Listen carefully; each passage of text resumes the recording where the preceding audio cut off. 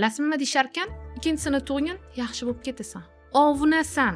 Hech narsa qilmay esingdan chiqib ketadi birinchi bola. Hech qachon onani hayotidan birinchi bola esdan chiqmaydi.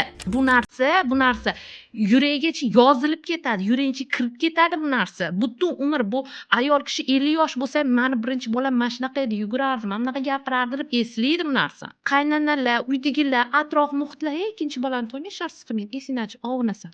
Xo'p, ikkinchi bola tug'di. 2 oy yashadi bola. Xuddi shunaqa yurak nuqsoni, oshqozon tizim yetishmovchiligi, bola normalniy ovqatlana olmagan. O'ldi, 2 oy yashadi. Men endi oldimga kelyaptilar. Nigoraxon, mana shu ikkita boladan to'g'risi men rosa qiynalib, azoblandim. Nima qilsam bo'ladi? Xo'p, qanaqa qarindoshchiliginglar bor o'rtada? Men xolamga kelin bo'ldim. Nima bunaqa bo'ldinglar? Sababi nima desa, o'g'il taraf aytyapti. Meni onam qudalikdan charchaganlar. Quda bo'lib birovga shunaqa darajada kuyib yeganlarki, voy qiz olsam qarindoshdan olaman deb o'zlariga xulosali to'shib qo'yibdilar.